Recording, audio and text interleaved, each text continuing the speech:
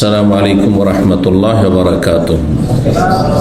إن الحمد لله نحمده ونستعينه ونستغفره ونعوذ بالله من شرور أنفسنا ومن سيئات أعمالنا. من يهده الله فلا مضل له ومن يضلل فلا هادي له. وأشهد أن لا إله إلا الله وحده لا شريك له وأشهد أن محمدا عبده ورسوله صلى الله تعالى عليه وعلى آله وصحبه وسلم تسليما كثيرا. أما بعد، فقد قال الإمام البخاري رحمه الله تعالى: باب لا عدوى.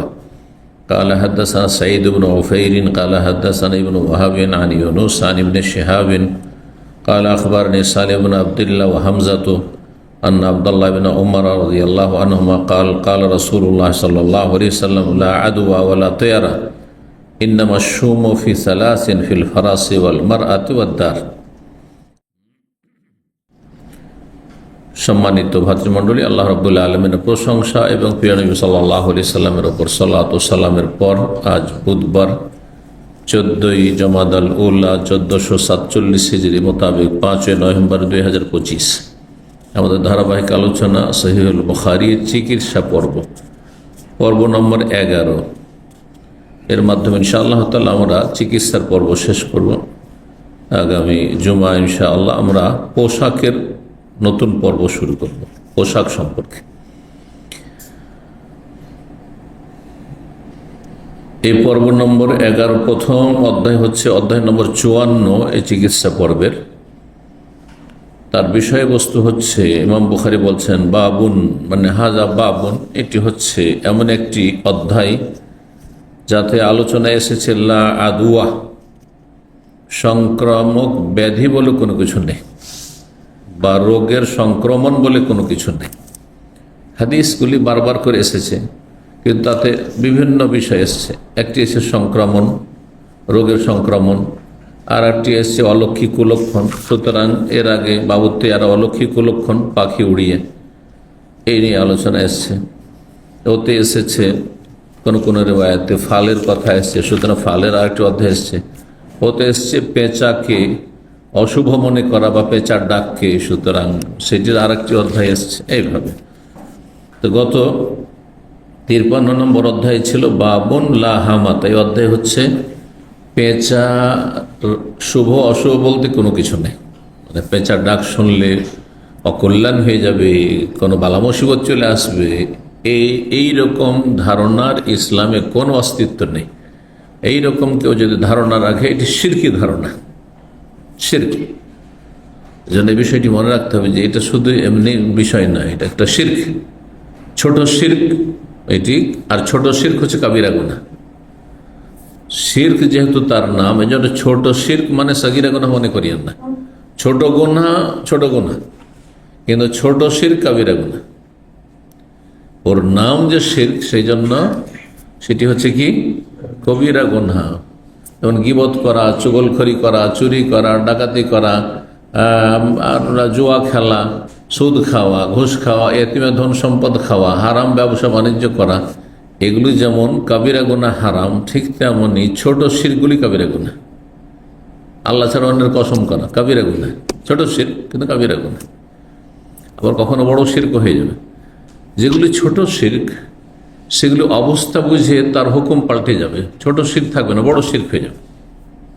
আল্লাহ ছাড়া অন্যের কসম করা সাধারণ অবস্থায় সাগিরা গুনাহ না, কি ছোট শিরক, কাবিরা গুনাহ। ছোট শিরক সবসময় কাবিরা গুনাহ, কিন্তু সেটা কখনো বড় শিরক হইতে পারে। ছোট শিরক না হয়ে বড় শিরক হইতে পারে।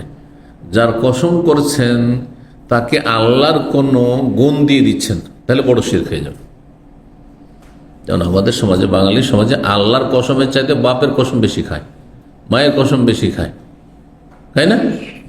দানার কসম, ছেলের গায়ে হাত দিয়ে কসম। কিন্তু আমাদের দেশের মহিলা সমাজের স্বামীর গায়ে হাত দিয়ে কসম, ঝগড়া লেগেছে স্বামীর গায়ে হাত দিয়ে, স্বামী মারা যাবে, এটা ওর অর্থ। ছেলের গায়ে হাত দিয়ে, হ্যাঁ, দানা ছুঁয়ে কসম, দানা মিলবে না, ধান ছুঁয়ে, চাল ছুঁয়ে কসম, মাটি ছুঁয়ে কসম, যে মাটি মিলবে না আমাকে, মানে আমার কবরের জায়গা মিলবে না, হ্যাঁ, আমার লাশ, হ্যাঁ, পশু পাখিতে, হ্যাঁ, খাবে। এগুলো ছোট কালকার আমরা দেখেছি কসম মুসলিম সমাজে। এখন আপনার গ্রামে গঞ্জে বাস করছে, যেহেতু আমরা অনেক দিন ধরে আরব দেশে বাস করার কারণে খুব কাছাকাছি নেই তাদের, কিন্তু এগুলি ছোট থেকে এগুলি দেখে বড় হয়েছি। তো এটা ছোট শিরক সাধারণ অবস্থায়, যদিও আল্লাহর গুণ তাকে না দেয়, কিন্তু আল্লাহর গুণ যদি দিয়ে দেয় যে যার কসম করছি তার মধ্যে আল্লাহর কোনো একটি কাজের ক্ষমতা আছে, অথবা আল্লাহর একটি সিফাত গুণ আছে, এইরকম যদি করে তাহলে বড় শিরক হয়ে যাবে। যেমন আল্লাহ ছাড়া অন্যের কসম, বাপের কসম, মায়ের কসমের ক্ষেত্রে সাধারণত বাপকে মাকে আল্লাহর সমতুল্য, সমকক্ষ অথবা আল্লাহর কোনো গুণ দেয় না, ঠিক না? কিন্তু যদি বড় পীরের কসম করে, বড় পীরের কসম, শাহজালালের কসম, খাজা বাবার কসম, তাহলে এটা ছোট শিরক থাকবে না বড় শিরক হয়ে যাবে? এটাও আল্লাহ ছাড়া অন্যের কসম, বাপ মায়ের কসম, দানাও আল্লাহ ছাড়া অন্যের কসম, আর বড় পীর, খাজা বাবা, অমুক তমুক, অমুক পীরের কসম, আমার পীর সাহেবের কসম, এটা বড় শিরক হয়ে যাবে। কারণ এই পীরদের মধ্যে আল্লাহর কিছু গুণ আছে, ক্ষমতা আছে, যেটাকে খোদাই ক্ষমতা আমাদের দেশের লোকেরা বলে। কারণ আল্লাহকে যেহেতু খোদা বলে, খোদাই ক্ষমতা, আল্লাহর কাজগুলি তারা করতে পারে, ছেলে দিতে পারে, রোগ ভালো করতে পারে, মনের বাসনা কামনা পূরণ করতে পারে এরা, কিন্তু বাপমা সম্পর্কে সেটা ধারণা রাখে না। তো যার ফলে একজন মুসলিম যদি দেবদেবীর কসম করে, দুর্গার কসম, বড় শিরক কি না? ওই রকমই খাজা বাবার কসম, একই, এরও পূজা হচ্ছে, ওইরও পূজা হচ্ছে, একও সিজদা করা হচ্ছে, ওকে সিজদা করছে। দুর্গাকে হিন্দুরা সিজদা করছে, আর খাজাকে আর জিলানিকে এক শ্রেণী কবর পূজারী, মাজার পূজারী সিজদা করছে। এজন্য আল্লাহ ছাড়া অন্যের কসম সবসময় কিন্তু ছোট শিরক নয়, কখনো কখনো কি হয়ে যায়? বড় শিরক হয়ে যায়। তো এখানে 54 নম্বর অধ্যায়ে বর্ণনা করছেন, বাবুন, এই অধ্যায় হচ্ছে লা আদুয়া, সংক্রামক ব্যাধি বলে কোনো কিছু নেই, বা ব্যাধির বা রোগের সংক্রমণ বলে কোনো কিছু নেই। রোগের মধ্যে এই ক্ষমতা নেই যে এক শরীর থেকে আরেক শরীর চলে যেতে পারে। আচ্ছা, কেউ যদি মনে করে যে কিছু কিছু রোগ আছে ওর মধ্যে এত ক্ষমতা আছে যে এক শরীর থেকে আরেক শরীর চলে যেতে পারে, মানে সংক্রমণ হতে পারে, তাহলে এটা ছোট শিরক না বড় শিরক?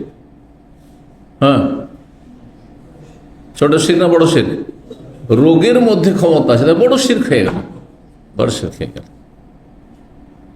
বড় শিরক হয়ে গেল। যতগুলি আমাদের সমাজে টোটকা বলে কোন কিছু, এটাতে এটা হয়, ওইটাতে ওইটা হয়, কিন্তু আসলে এগুলোর কোনো অস্তিত্ব নেই, না সায়েন্টিফিক, সায়েন্স বলছে, না ওহি বলছে। যেগুলিকে মাধ্যম মনে করা হচ্ছে অথচ মাধ্যম নয়, কোরআন হাদিসের আলোকে মাধ্যম নয়, মানে ওহি দিয়েও প্রমাণিত নয়, আর সায়েন্স দ্বারা, সায়েন্স মানে হচ্ছে কি মানুষের পরীক্ষা, পরীক্ষার মাধ্যমে এইটা হয়, এটাতে এটা হয়, এটাতে এই বৈশিষ্ট্য আছে। তো সায়েন্সও বলছে না, মেডিকেল সায়েন্সও বলছে না যে এটা এটার কারণ। এগুলি হচ্ছে শিরক, এগুলি হচ্ছে কি ছোট শিরক। তাহলে ছোট শিরকের সহজ সংজ্ঞা জেনে নিতে হবে, যেটা মাধ্যম না সেটাকে মাধ্যম মনে করা, যেটা মাধ্যম না সেটা মাধ্যম মনে করা কি শিরক। তো ছোট শিরক হচ্ছে কাবিরা গুনাহ, বরং ওলামারা বলেছেন অন্যান্য কাবিরা গুনাহর চাইতে মারাত্মক কাবিরা গুনাহ, ধ্বংসাত্মক গুনাহ, কারণ তার নামই হচ্ছে শিরক। অনেক তাফসীরকারগণ, আইম্মা কিরাম বলেছেন যে ইন্নাল্লাহ লা ইয়াগফিরু আন ইউশরাকা বিহি, আল্লাহ শিরকের গুনাহ মাফ করবেন না, মানে শুধু বড় শিরক না, ছোট শিরক নিয়েও যদি কেউ মারা যায় আল্লাহ মাফ করবেন না, কারণ ওর নাম যে শিরক, তাই জানো। কিন্তু চুরির গুনাহ আল্লাহ মাফ করতে পারেন, মদের গুনাহ আল্লাহ মাফ করতে পারেন, বিনা তওবাতে মাফ হইতে পারে, আল্লাহর রহমতে মাফ হয়ে যেতে পারে। সবার মাফ এমন কথা নেই, কিন্তু কাউকে আল্লাহ ইচ্ছা করলে ওয়াগফির মা দুনা যালিকা লিমান ইয়াশা, যাকে চাইবেন আল্লাহ। কিন্তু শিরক করে যদি বিনা তওবায় মারা যায় তো মাফ করবেন না। শিরক করেও যদি বড় শিরক করেছে কিন্তু তওবা করে তো মাফ হবে না। মূর্তি পূজা করতো, মাজারে সেজদা করতো, সারা জীবন দেওয়ানবাগি ছিল, কালিমা পড়ে মুসলমান হয়ে গেছে, হিন্দুদের দেবদেবীকে সিজদা করেছে, কালেমা পড়ে খালেস অন্তর থেকে মুসলিম হয়ে গেছে, আল্লাহ মাফ করবেন না? তাহলে মক্কার কাফেরদের কি করে মাফ হলো? তাহলে বোঝা হলো শিরকের গুনাহ আল্লাহ মাফ করে, মানে শিরকের গুনাহ থেকে তওবা না করে চলে গেলে আল্লাহ মাফ করবেন না। সেটা বড় শিরক হোক অথবা ছোট শিরক হোক, তাহলে যারা ছোট শিরক করেছে, যতগুলি ছোট শিরক করেছে, আল্লাহ মাফ করবেন না বিনা তওবা গেলে।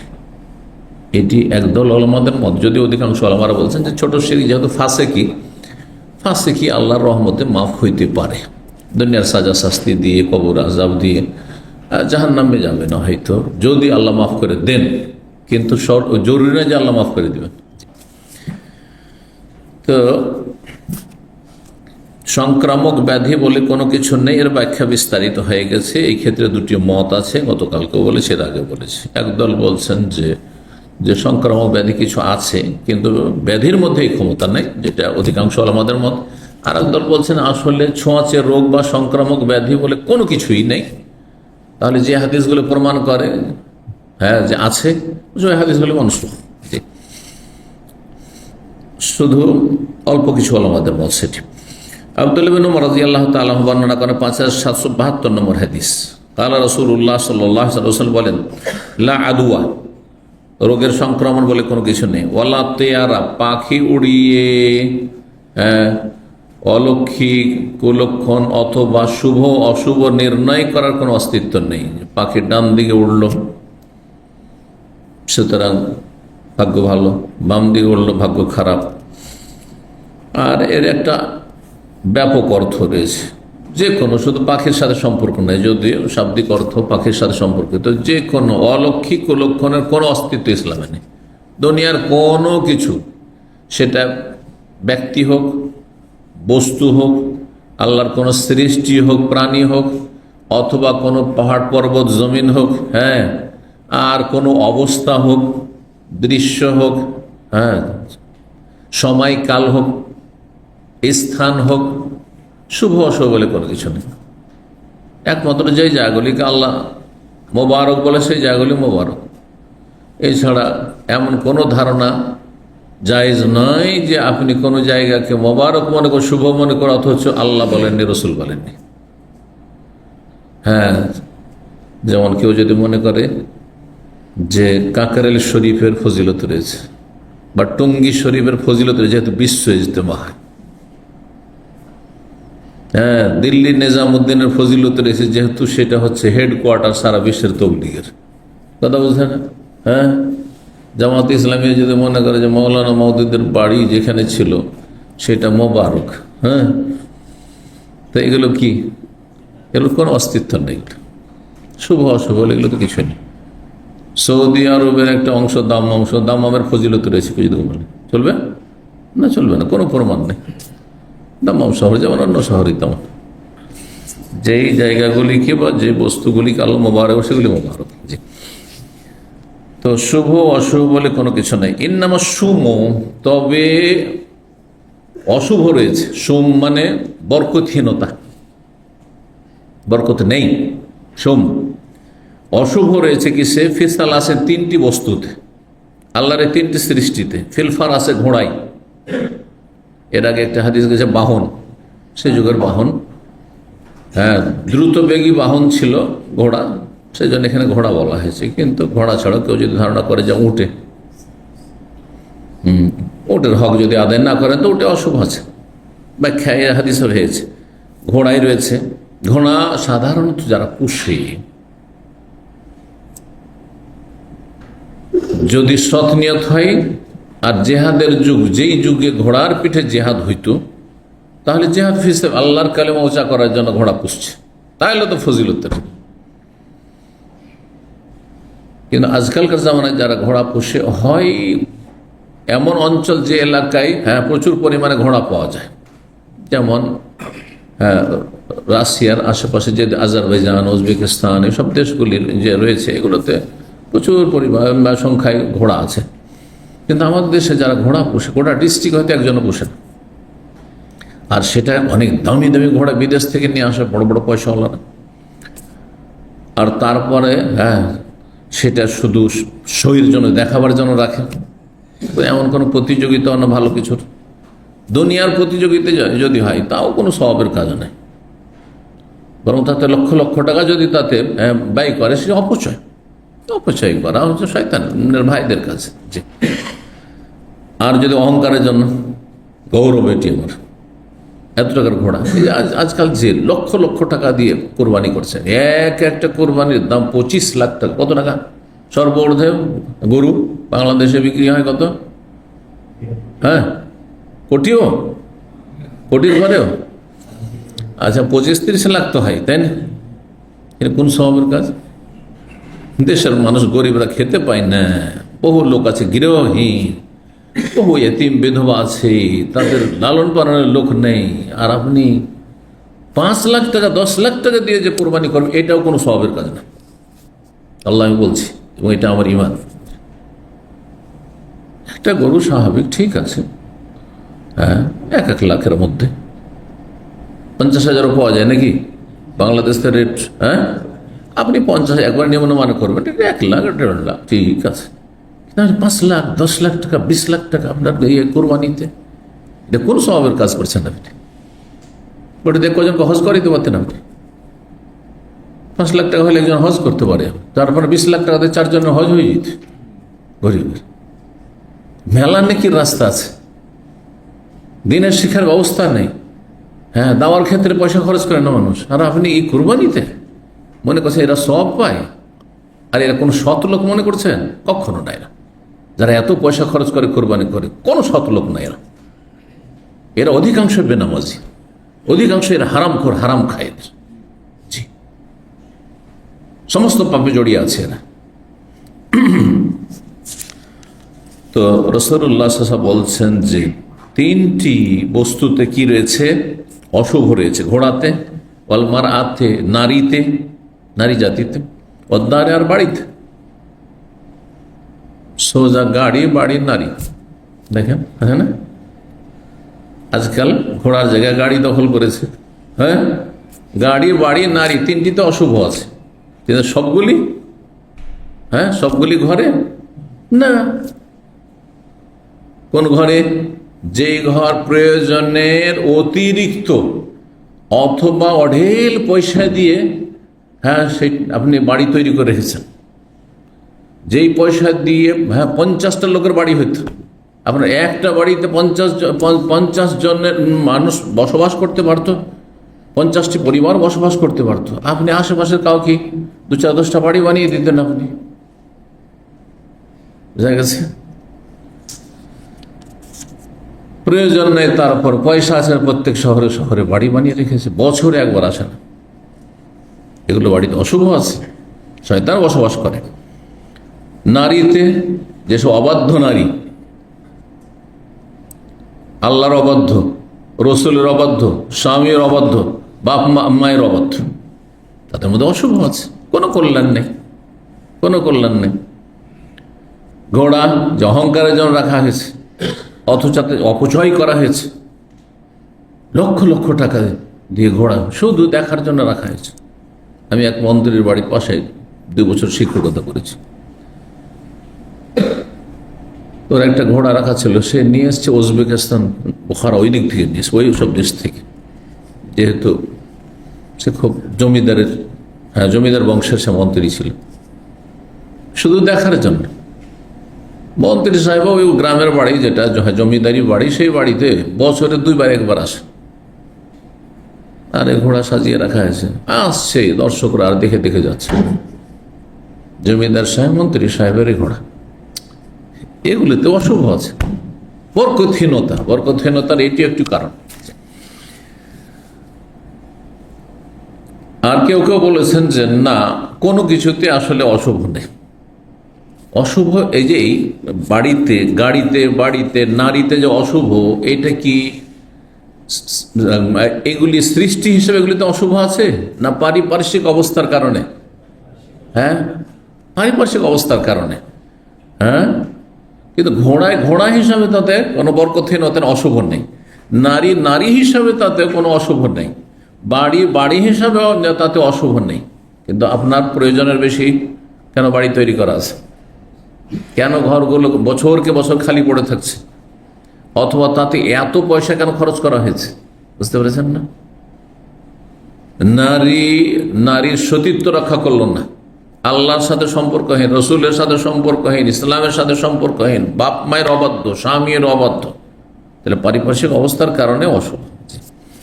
তো এটা তো যে কোনো কিছুতে, পুরুষ হোক, এমন পুরুষ যে নাস্তিক, যে বেনামাজি, যে বেদিন, যে পাপে ডুবে আছে, তার মধ্যে অশুভ আছে। আল্লাহর আযাব গজবকে ডেকে নিয়ে আসছে এইসব পুরুষরা, এইসব মানুষরা, এদের কারণে আল্লাহর আযাব গজব নামছে। এই জন্য সহিহ বুখারীতে অন্যান্য হাদিসে আরেকটা হাদিস, ইন কানা সুমুফি শাইইন, যদি পৃথিবীর কোনো কিছুতেই অশুভ থাকতো, অকল্যাণ থাকতো, তো ফাফিল মারআতে ওয়াদ দারে ওয়াল ফারাস, এগুলোতে, গাড়ি বাড়ি নারীতে থাকতো। গাড়ি অহংকারের জন্য গাড়ি, মানে কি কোটি কোটি টাকার গাড়ি কিনে রেখেছে, হ্যাঁ, অথচ লোকটি জাকাত দেয় না, জাকাত আদায় করে না, একটা ইয়েতিম লালন পালন করলো না, একটা বিধবার ভরণ পোষণ দিল না।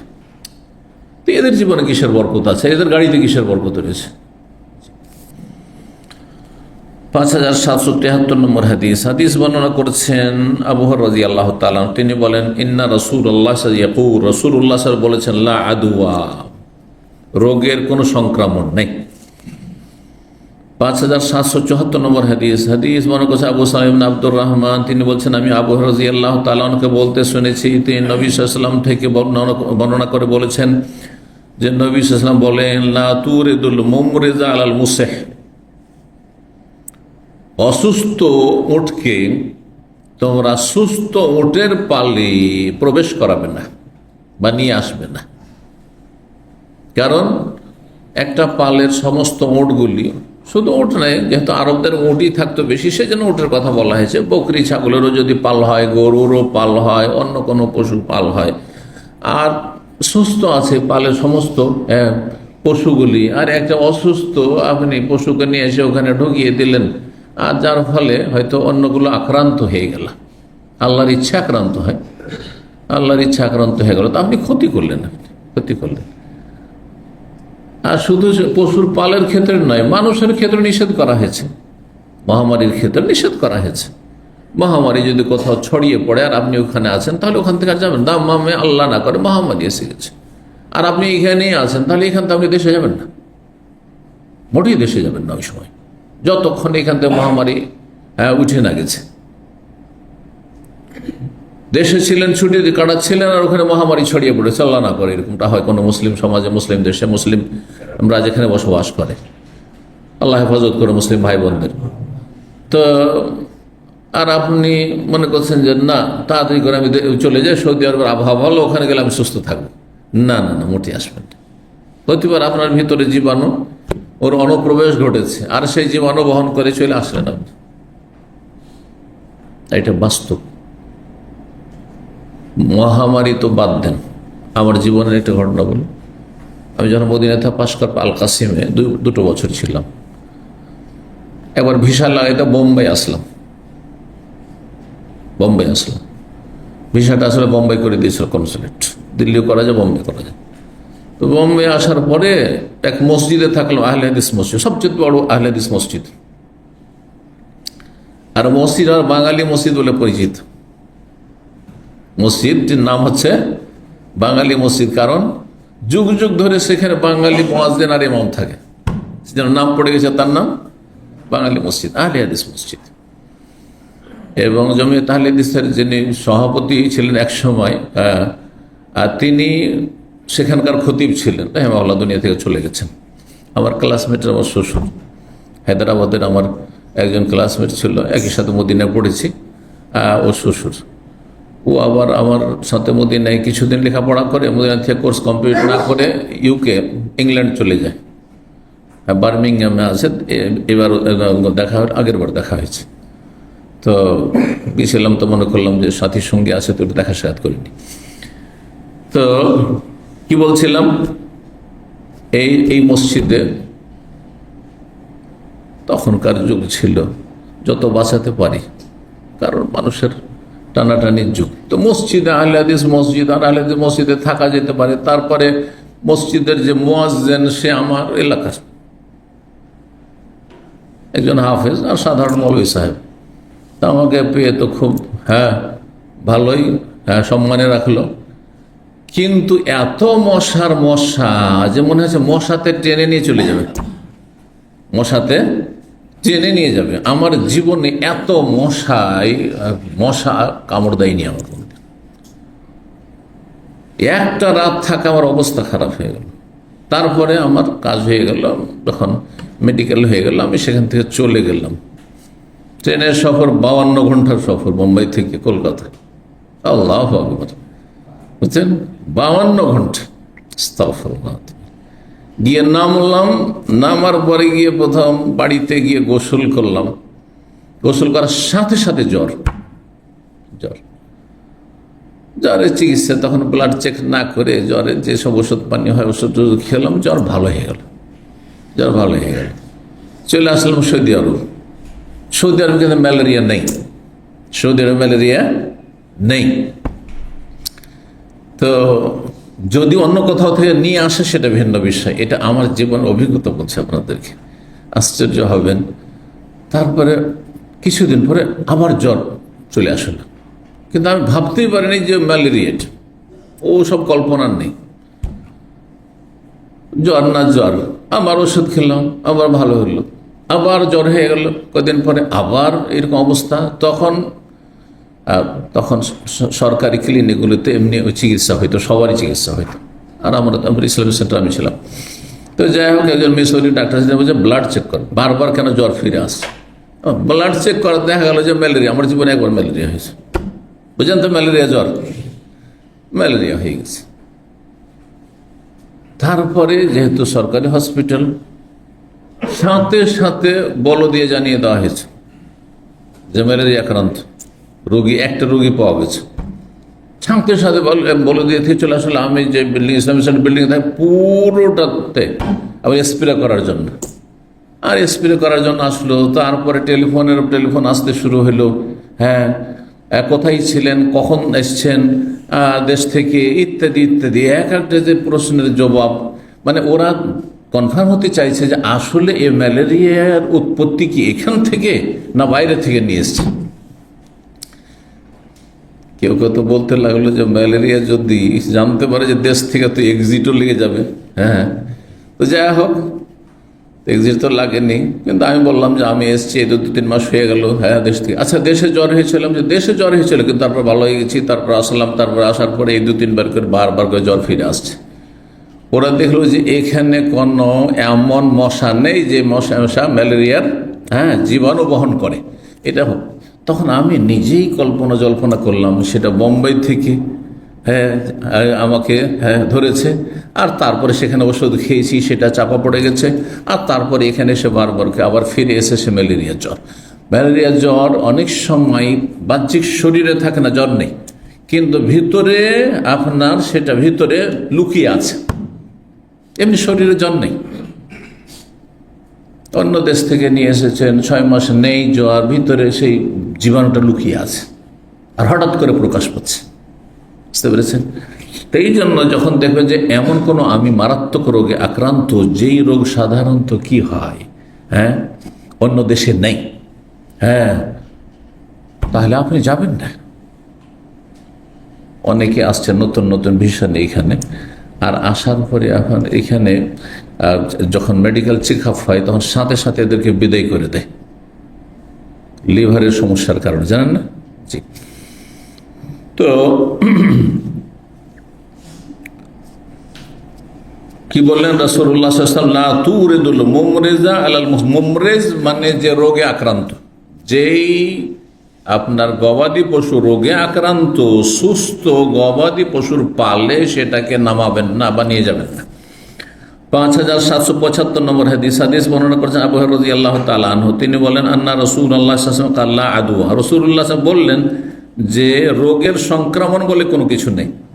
ফাকামা আরাবিয়ুন, একজন বেদুইন তখন দাঁড়িয়ে বলল, আরাআইতা, আচ্ছা বলুন তো, আরাআইতাল ইবলা, উট সম্পর্কে, তাকুনু ফির রিমালি, যেটা মরুভূমিতে উটের পালে থাকে আমসাল জেবা, এই হরিণের মতো সুস্থ সবল, হরিণের মতো লাফাতে থাকে আমাদের এই ওটগুলি, অর্থাৎ খুব সুস্থ থাকে। ফায়াতিহিল বাইরুল আজরা, হঠাৎ করে চর্মরোগে আক্রান্ত কোনো একটি উট এসে পালে ঢুকে পড়ল। ফাতাজরেবো, তারপরে আমাদের ওটগুলিকে, এত সুস্থ সবল ওটগুলিকে চর্মরোগে আক্রান্ত করে দিল। এটা কেমন করা হয়? আপনি বলছেন যে সংক্রামক ব্যাধি বলে কোনো কিছু নাই, তো এমনটা কেন হইল? তখন নবী সাল্লাল্লাহু আলাইহি ওয়াসাল্লাম বললেন, ফামান আদাল আউয়াল, প্রথম ওটটিকে রোগের সংক্রমণ কে করেছিল? আল্লাহ করেছেন। তাহলে আল্লাহর ইচ্ছা ছাড়া হয় না। আজকাল যেহেতু মেডিকেল সায়েন্সে বলছে, সবাই একমত, কিন্তু সমস্ত ডাক্তার একমত যে ছোঁয়াচে রোগ কিছু আছে, বা ভাইরাস বলে কিছু আছে, কিছু কিছু রোগের ভাইরাস, সব রোগের ভাইরাস নেই, কিন্তু অনেক রোগের ভাইরাস আছে। ব্লাড প্রেশারের ভাইরাস আছে, সুগারের ভাইরাস আছে, হ্যাঁ নেই, কিন্তু আমার সর্দি কাশির ভাইরাস আছে, এক ধরনের ফ্লুর ভাইরাস আছে। এইরকমই মেলা কিছু আছে যেগুলো ভাইরাস আছে, চর্মরোগের ভাইরাস আছে কিছু, যে পাচড়া ধরনের রোগ যেগুলো, তো এগুলো ছোঁয়াচে টাইপের। এগুলো তো ছোট কাল থেকে দেখছেন আপনারা, যারা হোস্টেলে থাকেন তারা ভুক্তভোগী, আমরা ভুক্তভোগী। জি। তো 5776 নম্বর হাদিস বর্ণনা করেছেন আনাস বিন মালিক রাদিয়াল্লাহু তাআলা আনহু। তিনি বলেন যে নবী সাল্লাল্লাহু আলাইহি ওয়াসাল্লাম বলেছেন, লা আদওয়া ওয়ালা তিয়ারাতা, সংক্রামক ব্যাধি বলে কোনো কিছু নেই, ওয়ালা তিয়ারা, অলৌকিক লক্ষণ বলে কোনো কিছু নেই। ওয়ায়ুজাবুল ফালো, আমাকে পছন্দ লাগে, ফাল মানে শুভ লক্ষণ, কোনো ভালো লক্ষণ নেওয়া পছন্দ লাগে, ভালো লক্ষণ নেওয়া পছন্দ লাগে। ভালো লক্ষণ আপনার লাইফে, আমার লাইফে হয়, অনেক সময় হয়। জি, আমার জীবনে একটা গল্প বলবো, কারণ এখান থেকে শিক্ষা আছে। কারণ অনেকে কৃপণ আছেন, আর একবারে প্রিয়জনের ক্ষেত্রে কৃপণতা করেন। আল্লাহ আমাকে আমার আপনজনদের ক্ষেত্রে অথবা দান খেরাতের ক্ষেত্রে আমাকে কিছু বাস্তব আল্লাহ রাব্বুল আলামিন দেখিয়ে দিয়েছেন, যেগুলোতে আমাকে মনে মানে ঈমান ইয়াকিন আমার বেড়ে গেছে। এই ইসলামিক সেন্টারে তখন প্রথম চাকরি করতাম, প্রথম 2000, মানে আমি এসেছি 99, কিন্তু 2000 এই 2, 3, 4 এই সময়গুলিতে ধর্ম মন্ত্রণালয় থেকে একটি বই, কয়েকশো পৃষ্ঠার, মানে 500 পৃষ্ঠার বেশি হয় বইটি, খুব গুরুত্বপূর্ণ বই ছিল খ্রিস্টান ধর্ম সম্পর্কে। তো বইটি বাংলা একজন ভাই অনুবাদ করেছিলেন, দায়ী অন্য সেন্টারের, আমার কাছে সম্পাদনার জন্য আসলো, চেক করার জন্য। পুরো 500 পৃষ্ঠার বই আমাকে অফিসিয়ালি পাঠানো হলো। সুতরাং আমি অফিস টাইমে সেটা দেখেছি, আমার নিজের টাইমে নাই। হ্যাঁ, সকালবেলা সেটাকে দেখতাম, সন্ধ্যাবেলা তো বক্তব্য থাকতো, মানে পুরো অফিস টাইমে কাজ করেছি। আর তারপরে বইটা পাঠিয়ে দেওয়া হয়েছে, হ্যাঁ, রিভাইজেশনের পর, সম্পাদনার পরে। আর তারপরে আমি বিষয়টা ভুলেও গেছি, প্রায় 1-1.5 বছর আরও হয়ে গেছে। কিন্তু সরকারি বিষয় তো, ওখানে তখন ফাইলগুলি ওদের কখন উঠে টেবিলে এসছে, আর তারপরে যে এত পৃষ্ঠার বই সম্পাদনা করেছে, সুতরাং এক পৃষ্ঠাতে এত পয়সা হয় বা এত রিয়াল হয়, সুতরাং এত টাকা হয়। এইভাবে ওরা হিসাব করে প্রায় 1.5 অথবা 2 বছর পরে 2005-এর দিকে আমার কাছে টেলিফোন আসছে। সেদিন আমার দামাম জেলে বক্তব্য ছিল, যে সময় তখন ল্যান্ড টেলিফোনের যুগ, তখন মোবাইল ছিল না, খুব পয়সাওয়ালাদের কাছে 2-1টা মোবাইল এসেছিল মাত্র। তো একজন আমার কলিগ কেরালার এখনও আছে, সে বলে যে আপনার সকালে টেলিফোন এসেছিল রিয়াজ ওজারত শহরুল ইসলামিয়া, মানে ধর্ম মন্ত্রণালয়, Islamic ministry of Islamic affairs থেকে টেলিফোন এসেছিল, আপনার সাথে কথা বলতে চাই। কি বিষয়ে বলেনি, আপনার সাথে কথা বলতে চাই। তো আমিও জল্পনা করতে লাগলাম, ভালো হইতে পারে, মন্দও হইতে পারে, কারণ এইরকম টেলিফোনগুলো সাধারণত আসলে স্বাভাবিক এটা হবে, ভালো হইতে পারে আমার জন্য, আবার মন্দ হইতে পারে, পজিটিভ নেগেটিভ দুটোর সম্ভাবনা আছে। তো বলে দিচ্ছে যে এখন তো নেই, কিন্তু আসর পরে থাকবে। আসর পরে যেমন এসছে 4টার পরে আবার টেলিফোন চলে এসছে। টেলিফোন রিসিভ করলাম, কথা বললাম। বলছে আপনি অমুক কিতাবটি সম্পাদনা করেছিলেন, রাজা করেছেন? বলছে হ্যাঁ করেছি। কতদিন আগে? এতদিন আগে। বলছে আপনার সেই কিতাবের সম্পাদনার পারিশ্রমিক হচ্ছে এত টাকা। টাকাটা ছিল 1800 রিয়ালের বেশি, 1800 রিয়ালের বেশি। তার 1-2 মাস আগে আমার আম্মা রাহেমাহুল্লাহকে আমি জিয়ারা ভিজিটে নিয়ে এসেছিলাম, মোটামুটি খরচ এত টাকা হয়েছিল, এত টাকা খরচ হয়েছিল, আনুমানিক একটু কম আর বেশি। তো ওতে কি হয়ে গেল, আমার ইমান একেবারে আরো মজবুত হয়ে গেল। সুবহানাল্লাহ, আল্লাহ যে উত্তম বিকল্প দেন আপনি ভালো কাজ করলে, হ্যাঁ, খুলুসিয়াতের সাথে, এর বাস্তব প্রমাণ। আমি তখন ঘরে গিয়ে বাচ্চার মাকে বললাম যে দেখে, আম্মাকে নিয়ে আসার জন্য আমি এত টাকা খরচ করেছি, আল্লাহ রাব্বুল আলামিন আমাকে এই টাকাটা দিয়ে দিয়েছে, পাঠিয়ে দিয়েছে, যেটা আমি কল্পনা করি যে আমাকে দেবে। কারণ এটা করেছি আমি অফিসের ডিউটি হিসাবে, দায়িত্ব হিসাবে, অফিসটা আমি কাজ করেছি, কিন্তু আল্লাহ আমাকে বোনাস পাঠিয়ে দিয়েছে। এর নাম হচ্ছে বারাক। হ্যাঁ, এর নাম হচ্ছে আল্লাহ আতে মুনফিকান খালাফা। আল্লাহ যারা খরচ করে, খরচ করার জায়গায় তাদেরকে খালাফ মানে উত্তম বিকল্প দান করো। ইমান এতে মানুষের কি হয়, শক্তিশালী হয়ে যায়। এই বাস্তব অভিজ্ঞতার কথা এই জন্যই বলছি যে অনেকের মধ্যে কৃপণতা আছে। কৃপণতা করিয়েন না, মনটাকে বড় করেন। আল্লাহর কাছে কোনো কিছুর অভাব নেই, আল্লাহর কাছে কোনো কিছুর অভাব নেই। আল্লাহ যেন আমাদের সকলকে তৌফিক দান করেন। শুভ লক্ষণ, হ্যাঁ, শুভ লক্ষণ বলতে কি বললাম, এটা শুভ লক্ষণ কি, যে আমার এই যে টাকাটা চলে আসলো। শুভ লক্ষণ কিসের? ওই যে আম্মাকে নিয়ে এসছি, এই যে ভালো কাজটা করেছি সেজন্য চলে আসলো, এটা শুভ লক্ষণ। হ্যাঁ, অথচ না আসলে আমি কখনো এই অনুভব করতাম না যে আমাকে আমার অধিকার দেওয়া হয়নি। কারণ আমার অধিকারই মনে করি না আমি, কারণ আমার একটা দায়িত্ব পালন করেছি আমি। অমাল ফালো, হ্যাঁ, শুভ লক্ষণ কি? কালেমাতুন তয়্যিবা, কোনো ভালো কথা। ভালো কথা নয়, বলে ভালো কাজও হইতে পারে। আপনি কোনো ভালো কাজ করেছে, এটা আপনার জীবনের শুভ লক্ষণ। অনেক সময় দুর্ঘটনা হয়, আর দুর্ঘটনা আপনার ক্ষয়ক্ষতি হলো না। আমি যখন 2016-17 আমাদের অ্যাক্সিডেন্ট হয়েছিল না, মনে আছে? আমার সফরে ছিলেন ভাইরা, অনেকে ছিলেন এই কিং খালেদ ফাউন্ডেশনের রিয়াদের প্রোগ্রামে। আমার ফ্লাইটের টিকিট, ওরা বলছে ফ্লাইটে যান, কিন্তু আমি ভাবা সাথী সঙ্গীদের সাথে গাড়িতে চলে যাই। কিন্তু আলহামদুলিল্লাহ আমার শরীরে একটু কিছু হয়নি, এক ফোঁটাও রক্ত পড়েনি। একটু শুধু আঁচড় লেগেছিল, পেছনে একটু আঁচড়, এখানে একটু আঁচড়, পায়ে একটু আঁচড়। এক ওয়াক্ত আমাকে বসে সালাত পড়তে হয়, বসে নামাজ পড়তে হয়, দাঁড়িয়ে পড়েছি। অথচ যারা দেখেছে, তারা আমাদের ইসলামিক সেন্টারে, মানে সৌদিরা ওখানে ছিল, যারা দেখেছে সে দৃশ্যটি, গাড়ি পল্টি খাওয়ার, বলছে 3 বার পল্টি খেয়েছে। ইসলামিক সেন্টারের দায়িত্বশীল আমাকে বলছে, আপনার গাড়ি 3 বার পল্টি খেয়েছে। আমি তো জানি না 3 বার পল্টি খেয়েছে না কয়বার খেয়েছে, ঘুরছে, মনে হচ্ছে কিয়ামত হচ্ছে। সুবহানাল্লাহ। তো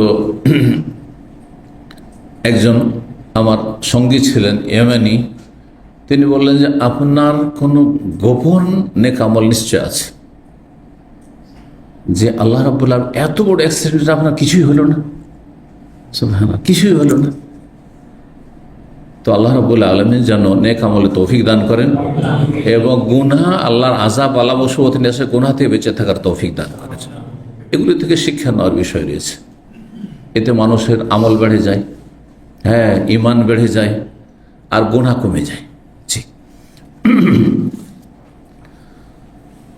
55 নম্বর অধ্যায় বলছেন বাবুন, এই অধ্যায় বাবু মায়ুজকার ফি সুম্মিন নবী। এই অধ্যায় হচ্ছে যেই আলোচনা এসেছে হাদিসে, বা যা উল্লেখিত হয়েছে হাদিসে, কি নবী সাল্লাল্লাহু আলাইহি সাল্লামকে বিষ মাখা খাবার দেওয়া সম্পর্কে। নবী সাল্লাল্লাহু আলাইহি সাল্লামকে, হ্যাঁ, বিষ মিশ্রিত খাবার দিয়েছিল কারা? ইহুদিরা। এই সম্পর্কে হাদিস আসছে। এই হাদিসটি প্রখ্যাত তাবি উরওয়া ইবনে জুবাইর রাদিয়াল্লাহু তাআলা আনহু বর্ণনা করেছেন, মা আয়েশা রাদিয়াল্লাহু তাআলা আনহা থেকে, তার খালা, তিনি বর্ণনা করেছেন নবী সাল্লাল্লাহু আলাইহি ওয়াসাল্লাম থেকে, যে নবী সাল্লাল্লাহু আলাইহি ওয়াসাল্লামের খাবারে যে ইহুদি মহিলা বিষ দিয়েছিল খাইবারের। 5777 নম্বর হাদিস বর্ণনা করেছেন আবু হুরায়রা রাদিয়াল্লাহু তাআলা আনহু। তিনি বলেন, লাম্মা ফতিহাত খাইবার, যখন খাইবারের বিজয় হলো। খাইবার কখন হয়েছিল? কে বলতে পারেন কোন হিজরিতে? সিরাতুন নবী 7ম হিজরিতে, 6ষ্ঠ হিজরিতে হুদাইবিয়ার সন্ধি। সিরাত যদি বেশি না মনে রাখতে পারেন, সিরিয়াল একটু মনে রাখবেন। 2য় হিজরিতে বদর, 3য় হিজরিতে বড় বড় ঘটনাগুলি শুধু, 3য় হিজরিতে ওহদ, হ্যাঁ, আর 4র্থতে আবার 2য় বদর, মানে ওরা এসেছিল, মানে প্রস্তুতি নিয়েছিল কিন্তু আসেনি। আর এমন কোনো বড় কিছু জিহাদ হয়নি, ছোটখাটো হয়েছে।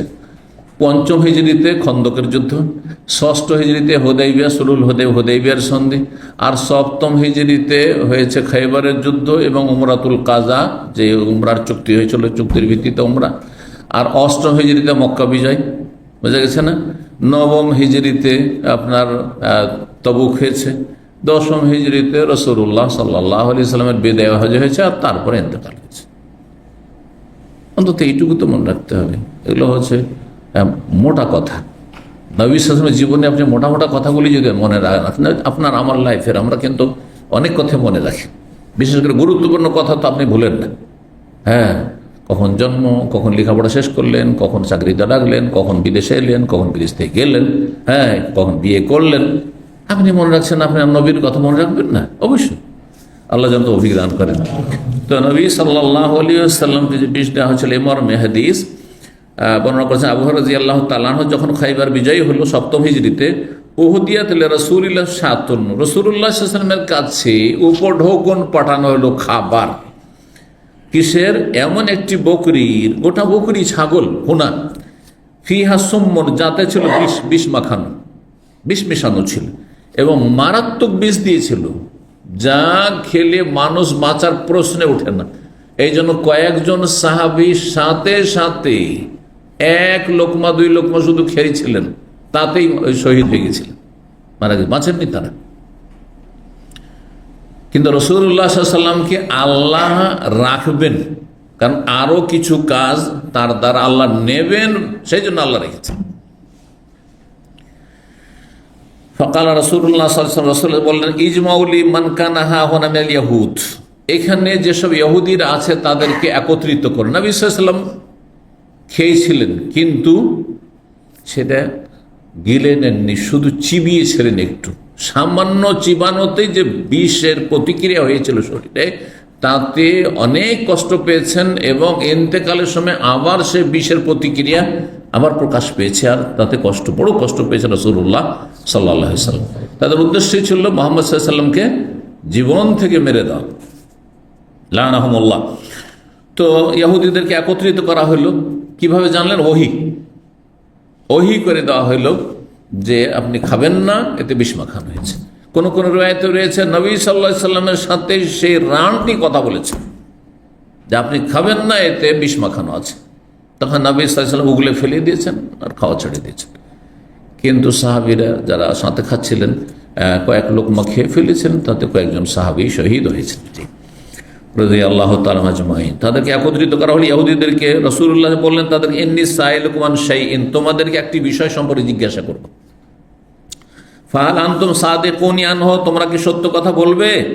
ফাকালু, তারা বলল, নাম ইয়া আবুল কাসিম, হ্যাঁ আবুল কাসিম। ইহুদিরা নবী সাল্লাল্লাহু আলাইহি ওয়াসাল্লামকে ইয়া নবী আল্লাহ, ইয়া রাসূলুল্লাহ বলতো না। কি বলতো? কুনিয়াত, ডাক নাম দিয়ে ডাকতো। কাসিমের বাবা, কাসিমের আব্বা। জি, নবী সাল্লাল্লাহু আলাইহি ওয়াসাল্লাম বড় ছেলের নাম কি ছিল? কাসিম। ফাকাল লাহু রাসূলুল্লাহ মান আবুকুম, রাসূলুল্লাহ সাল্লাল্লাহু আলাইহি ওয়াসাল্লাম বললেন, তোমাদের পিতা কে? এক একজনকে, তোমার বাবার নাম কি? তোমার বাবাকে, তোমার বাবাকে। কিন্তু এরা মিথ্যা কথা বলেছে, নবীকে পরীক্ষা করার জন্য মিথ্যা কথা বলেছে। কাল আবুনা ফুলানুন, আমাদের বাবা হচ্ছে অমুক। ও বলছে আমার বাবা অমুক, আমার বাবা অমুক, কিন্তু মিথ্যা বলেছে। ফাকালা রাসূলুল্লাহ সাল্লাল্লাহু আলাইহি ওয়াসাল্লাম বললেন, কাযাবতুম, মিথ্যা কথা বলেছে তোমরা। যেই নাম বলে তোমাদের বাবার, হ্যাঁ এই নাম না, সে তোমাদের বাবা না, অন্য কেউ। বল আবুকুম ফুলান, আমি জানি তোমার বাবার নাম অমুক, তোমার বাবার নাম অমুক। নবী সাল্লাল্লাহু বলে দিলেন ওহীর মাধ্যমে। তার মানে এই নয় যে নবী সাল্লাল্লাহু আলাইহি ওয়াসাল্লাম আলিমুল গায়ব, সেই সময় ওহী করে জানিয়ে দেওয়া হয়েছে। ফাকালু, তখন এই ইহুদিরা বলল, সাদাকতা বারেরতা, আপনি সত্য কথা বলেছেন এবং ন্যায়সঙ্গত ভালো কথা বলেছেন। বীর থেকে বারেরতা, লাইসাল বিররান তুল্লু উজুহাকুম, ভালো কথা বলেছেন আপনি, আমরাই মিথ্যে বলেছি, স্বীকার করলো তারা। ফাকাল, নবী সাল্লাল্লাহু বললেন, হাল আনতুম সাদিকুন আন শাইইন সাআলতুম আনহু, দ্বিতীয় প্রশ্ন যদি তোমাদেরকে করে জিজ্ঞাসা করি তাহলে সত্য কথা বলবে? কালু নাম, তারা বললো হ্যাঁ আবুল কাসিম।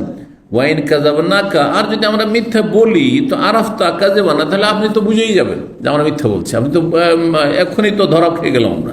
তা আমরা যদি মিথ্যা কথা বলি তো আপনি তো জেনেই ফেলবেন। কামা আরাফতাফি আবিনা, যেমন আমাদের বাবা সম্পর্কে যখন জিজ্ঞাসা করলেন তখন আপনি জেনে গেছেন, আমরা মিথ্যা বলেছিলাম, আপনি ধরে নিয়েছেন ওহির মাধ্যমে। বিশ্বাস করেও তারা ঈমান নিয়ে আসেনি। এই জন্য ইহুদিদের শাস্তি খ্রিস্টানের চাইতে বেশি। আল্লাহ ইহুদিদেরকে মাগদুব আলাইহিম সূরা ফাতিহা, আল্লাহর গজব তাদের উপর, ক্রোধ আছে, রাগ আছে। আর ইহুদিদেরকে মাগদুব আলাইহিম বলেননি, আল্লাহ কি বলেছেন? দলিন, পথভ্রষ্ট, বিভ্রান্ত, গোমরা, কথা বলেছেন। ফাকাল লাহুম রাসূলুল্লাহ সাল্লাল্লাহু আলাইহি ওয়াসাল্লাম বললেন, মান আহলুন নার, জাহান্নামী কারা বলো তো, জাহান্নামী কারা? তখন তারা বলল, না কোন ফিহা ইয়াসিরান, আমরা অল্প সময়ের জন্য জাহান্নামে যাব। এদের কি বললো? আমরা অল্প সময়ের জন্য জাহান্নামে যাব। সুম্মা তাখলুফুনা না ফিহা, তারপরে আমাদের পরে আপনারা জাহান্নামে থাকবেন। নাউযুবিল্লাহ। কত শয়তান ইহুদির, চিন্তা করো। অথচ পরাজিত হয়েছে, এবারে যত পরাজিত জাতি, সন্ধি করে তাদেরকে রাখা হয়েছে, নাহলে তাদেরকে তাড়িয়ে দেওয়া যেত, নির্মূল করে দেওয়া যেত, নিশ্চিহ্ন করে দেওয়া যেত মেরে সবগুলোকে। কিন্তু যখন তারা স্যারেন্ডার করেছে তখন তাদেরকে, আর তারপর একটা চুক্তিতে এসেছে যে আমাদেরকে দেখাশোনা করতে দেন আর আমরা জিজিয়া দিতে থাকবো, জিজিয়া কর দিতে থাকবো আর আমাদেরকে এখানে থাকতে দেয়, বসবাস করতে দেয়। রাসূলুল্লাহ সাল্লাল্লাহু আলাইহি ওয়াসাল্লাম তাদেরকে বললেন, তাদের এই কথা শুনে, ইখসাউ ফিহা, তোমরা জাহান্নামে লাঞ্ছিত হয়ে থাকো। আমাদেরকে বলছে যে আমরা থাকবো, আগে তোমরা কয়েকদিন জাহান্নামে থাকবে আর তারপরে আমরা থাকবো। কয়েকদিন? ইহুদিদের একটি ভ্রান্ত ধারণা আছে। কি ধারণা? যে আমরা যেহেতু বাছুরের পূজা করেছিলাম আমাদের পূর্বপুরুষরা, যে মুসা আলাইহিস সালামের জামানায়, মুসা আলাইহিস সালাম তোর পাহাড়ে গেলেন কি করতে? তাওরাত নিয়ে আসার জন্য, আল্লাহর সাথে কথা বলে আসবেন, তাওরাত নিয়ে আসবেন। কদিনের জন্য গেছিলেন? 40 দিনের জন্য। প্রথম আল্লাহ 30 দিন বলে আর 10 দিন বাড়িয়ে দিলেন, আর এই 40টা দিন মুসা আলাইহিস সালাম রোজা রাখতে থাকলেন, আর তারপরে আল্লাহ তাওরাত দিয়ে দিলেন একসাথে। তখন শেষ নবী সাল্লাল্লাহু আলাইহি ওয়াসাল্লামের উপর যেমন 23 বছরে কোরআন নাযিল হয়েছে, ওইভাবে না, একবারই দিয়ে দেওয়া হয়েছে পুস্তক। আর তখনকার পুস্তক পাথরে লিখা, মুসা আলাইহিস সালামকে একবারই ধরে পুরা তাওরাত ধরিয়ে দেওয়া হয়েছে। জি, তো মুসা আলাইহিস সালাম যে 30 দিন বলে গিয়ে 40 দিন হয়ে গেছে, আর এদের ধৈর্য তারা রাখতে পারেনি। আর এইদিকে শয়তান এদেরকে নিয়ে খেলা করেছে, এরা বাছুরের পূজা শুরু করে দিয়েছে, বাছুরের পূজা শুরু করে দিয়েছে, গো পূজা। এই যে গোমাতার পূজা হিন্দুদের মধ্যে এসছে, বিশেষজ্ঞরা বলেছেন যে হিন্দুদের পূর্বপুরুষ যারা ব্রাহ্মণ, এই হিন্দু ধর্ম এসছে করতে ব্রাহ্মণদের থেকে, তাই না? না হলে ভারতের যারা আদিবাসী তারা তো ধর্ম এখনো করতে পারে না, কারণ এদের আপনার মন্দিরে প্রবেশের অধিকারও নেই, আর সরাসরি এদের পুজো করার অধিকার নেই, ঠিক না? তো যেহেতু হিন্দুরাকে 4 ভাগে ভাগ করেছে, আর হিন্দুদের ধর্মীয় কাজ কারা, ধর্মগুরু কারা? ব্রাহ্মণরা। মুখার্জি হইতে হবে, নেই চ্যাটার্জি হইতে হবে, না হয় ব্যানার্জি হইতে হবে, এইগুলো বোঝা গেছে না? এরা বলছে আমরা ভগবানের মুখ থেকে আমরা সৃষ্টি হয়েছি, আমরা শ্রেষ্ঠ। তো এরা এই যে আর্য, এদের আগের নাম, প্রাচীন নাম কি ছিল জানো ব্রাহ্মণদের? আর্য, আর্য ছিল। এই আর্যরা ইরাক থেকে গিয়েছে, আর না হলে শাম দেশ থেকে গিয়েছে, মানে প্যালেস্টাইন থেকে গেছে, এইসব এলাকা থেকে গেছে। আর এইসব এলাকা হচ্ছে নবী রসুলদের এলাকা, নবী রসুলদের অঞ্চল। আর এইসব এলাকায় পূর্বপুরুষরা আগে কি ছিল? ওই যে বনি ইসরাইল বসবাস করত। এই জন্য ব্রাহ্মণদের চেহারার কিন্তু এইসব অঞ্চলের লোকের সাথে মিল আছে। খেয়াল করে দেখেন, ব্রাহ্মণ যারা, ভারতীয় যারা ব্রাহ্মণ বংশের, তাদের কিন্তু চেহারাতে মিল আছে আপনার এদের সাথে।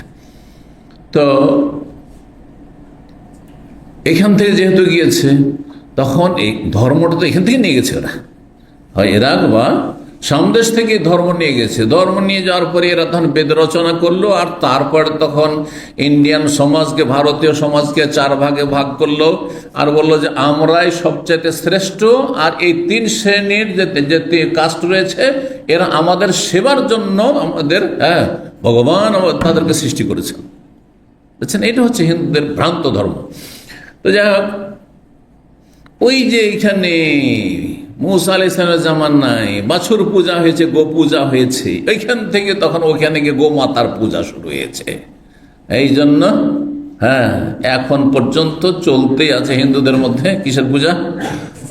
গরুর পূজা, মহিষের পূজা নেই, উটের পূজা নেই, হাতির পূজা, যদিও সব কিছুর পূজা। আবার হিন্দুদের আর একটা থিওরি আছে জানেন, সেটা হচ্ছে যার মধ্যে প্রত্যেকটি সৃষ্টিতে ক্ষমতা আছে কিছু, আর যার মধ্যে ক্ষমতা আছে সে হচ্ছে ভগবান।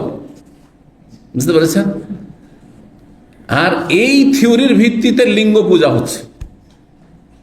লিঙ্গের মাধ্যমে প্রজন্ম বাড়ছে, আর লিঙ্গ না তাহলে প্রজন্ম কোত্থেকে হইতো? সেই জন্য পুরুষ লিঙ্গেরও পূজা হচ্ছে, স্ত্রী লিঙ্গেরও পূজা হচ্ছে। দেখছেন না তাদের দেবদেবীর আকার আকৃতিগুলো কত বিশ্রী, এগুলো মানুষ পূজা করে। আউযুবিল্লাহ। সাপের পূজা হয় না, হয় না? হিন্দুদের সাপেরও পূজা আছে। কিসের জন্য পূজা আছে? যে সাপের মধ্যে কত ক্ষমতা আছে, এত বিচক্ষণ মানুষকেও দংশন করে মেরে দিতে পারছে, সুতরাং সাপও পূজনীয়, সাপও পূজনীয়। এটা হচ্ছে হিন্দুদের ধর্মের থিওরি। আমার গ্রামে আমার বয়স যখন 10 বছর, তো হিন্দুদের মানে একটা মহল্লা আছে, তো হিন্দুদের বাড়িতে সাপ একবার রাত্রে দেখেছে, রাত্রিবেলা ঘুমাবার আগে একবার সাপ দেখেছে। সাপ দেখার পরও সাপটাকে মারে, অনেক তাড়াই নিব চলে যাবে, ভগবান এসেছে বাড়িতে। কি বলছে? ভগবান এসেছে বাড়িতে। আর তারপরে রাত্রে যখন সবাই ঘুমিয়ে গেছে, তখন ওই সাপে তাদের একজনকে দংশন করেছে।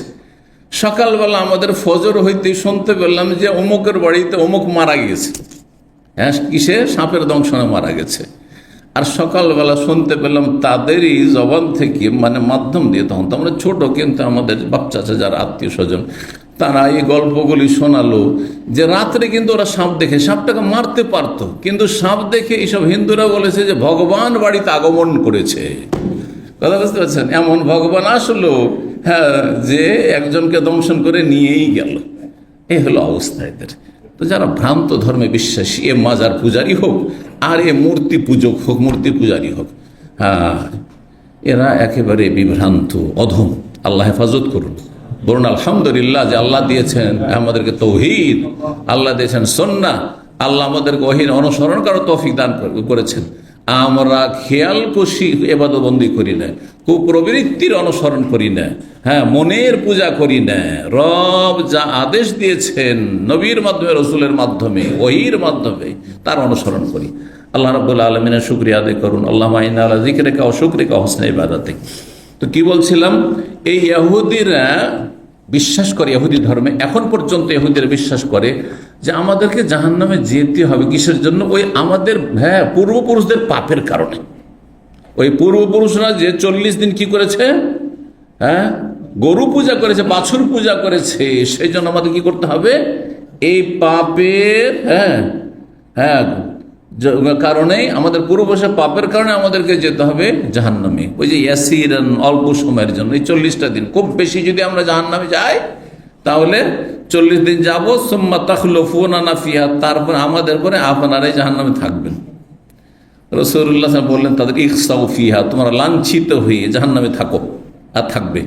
ওয়াল্লাহি, আল্লাহর কসম করে বলছে, লা নাখলুকুম ফিহা আবাদান, তোমাদের পরে আমরা জাহান্নামে থাকবো না। কাফের মুশরিক জাহান্নামে থাকবে, আমরা জাহান্নামে থাকবো না।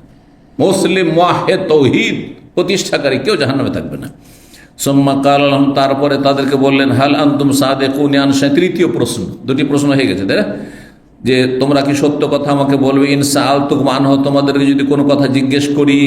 ফাকালু, তারা বলল, নাম, অবশ্যই। ফাকালা হাল জাআলতুম ফি হাযিহি শাতি সুম্মান, এই যে ছাগলটি, বকরি, তোমরা জবাই করে ভুনা করে আমাকে দাওয়াত দিয়েছো বা উপঢৌকন দিয়েছো, তাতে কি তোমরা বিষ মিশিয়েছো? ফাকালুর নাম, তারা বললো হ্যাঁ। তারা বললো হ্যাঁ। ফাকাল মা হামালাকুম আলা যালিকা, এটা করার জন্য কোন বিষয়টি তোমাদেরকে উদ্বুদ্ধ করলো, কেন এই কাজটি করলে? ফাকালু, তারা বলে আরাদনা ইন কুনতা কাযিবান, আমরা এটাই চেয়েছিলাম যে আপনি যদি মিথ্যাবাদী হন, সত্যি নবী না হন, নাস্তারিহু মিনকা, তাহলে আপনার থেকে আমরা রেহাই পেয়ে যাব, মুক্তি পেয়ে যাব, আরাম পেয়ে যাব। ওয়াইন কুনতা নবিয়ান, আর আপনি যদি সত্যি নবী হন তো আপনার রব আপনার হেফাজত করবেন, লাম ইয়াদুরুক, তাহলে এই বিষ আপনার কোনো ক্ষতি করতে পারবে না। এই জন্য বিষ মিশিয়ে দিয়েছিলাম যে সত্যি নবী হলে আপনার কোনো ক্ষতি হবে না, আর যদি আপনি নবী না হন তাহলে আমরা রেহাই পেয়ে গেলাম আপনার থেকে, আপনি মরে গেলেন। লানাতুল্লাহি আলাইহিম, আল্লাহ লানত হোক এই ইহুদিদের উপর। 56 নম্বর অধ্যায় বলছে বাবু শুরবি সুম্মি ওয়াদ দাওয়াই বিহি, এই অধ্যায় হচ্ছে বিষ পান করা সম্পর্কে। বিষ পান করা হালাল না হারাম? হারাম। ওয়াদ দাওয়া বিহি, বিষ দিয়ে চিকিৎসা করা। এমন এক রোগ আছে যে বিষ ছাড়া কোনো চিকিৎসা হবে না, চলবে না, হারাম। অমায়ু খাফ মিনহু, আর যেসব বস্তু হচ্ছে ভয়ানক, ক্ষতি সাধনকারী, তা দিয়ে চিকিৎসা করা তাও জায়েজ নয়। ওয়াল খাবিস, হারাম নোংরা বস্তু দিয়ে চিকিৎসা করা, যেমন মদ দিয়ে, অ্যালকোহল দিয়ে চিকিৎসা করা হারাম, জায়েজ নয়। জি। 5778 নম্বর হাদিস বর্ণনা করেছেন আবু হুরায়রা রাদিয়াল্লাহু তাআলা আনহু, তিনি বলেন নবী সাল্লাল্লাহু আলাইহি ওয়াসাল্লাম বলেছেন, মান তারাদ্দা মিন জাবালিন, কোন ব্যক্তি যদি পাহাড়ের ওপর থেকে পড়ে ফাকাতাল নাফসাহু, আত্মহত্যা করে, নিজেকে হত্যা করে মানে আত্মহত্যা করে, ফাহুয়া ফি নারি জাহান্নাম, ইচ্ছা করে সে পাহাড় থেকে আছাড় খেয়ে পড়লো।